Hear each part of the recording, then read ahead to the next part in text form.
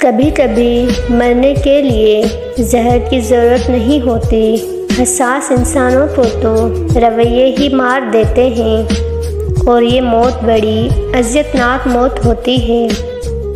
پتہ نہیں مٹھی جتنے دل میں دنیا جہان کے دکھ سما کیسے جاتے ہیں۔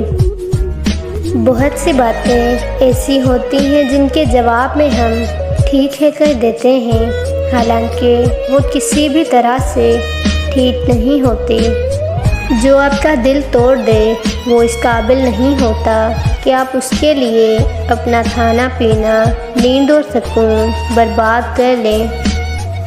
دراصل کوئی بھی آپ کو مصروفیت کی وجہ سے نہیں بھلاتا، اس دنیا میں کوئی مصروف نہیں ہوتا، بات ساری ترجیحات کی ہوتی ہے۔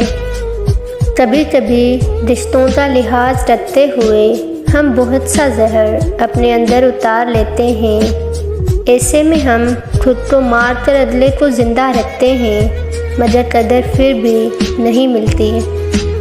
کچھ خواہشات ایسی ہوتی ہیں جن کو ہم رات کو بستر پہ لیٹ کے اپنے ساتھ سوتے ہیں، جو صبح تک مر چکی ہوتی ہیں۔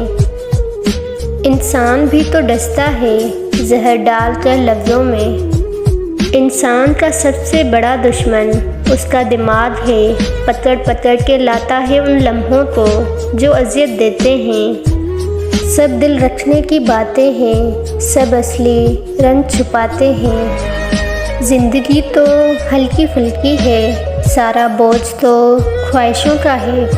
ایک حد کے بعد انسان سب کچھ چھوڑ دیتا ہے، شکایت کرنا، منانا، اور پھر دل ایسا ہو جاتا ہے کوئی انسان بات کر لے تو بھی ٹھیک اور نہ کرے تو بھی ٹھیک۔ لفظوں کے زخم جھیلنے کے بعد بھول جانے کا فن یا تو پاگل کو آتا ہے یا پھر کامل کو۔ بے بسی مار دیتی ہے، ورنہ جینا کون نہیں چاہتا۔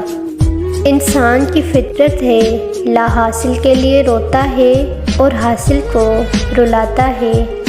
رشتوں کی قدر ان کی زندگی میں کرے، ورنہ تصویریں کہاں کسی کی کمی پوری کر سکتی ہیں۔ زندگی اچھی پلاننگ کی وجہ سے نہیں بلکہ اچھی سوچ کی وجہ سے خوبصورت اور دلچسپ بنتی ہے۔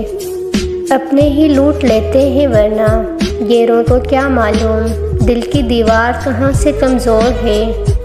خیال رکھو زندگی بار بار مخلص لوگوں سے نہیں نوازتی۔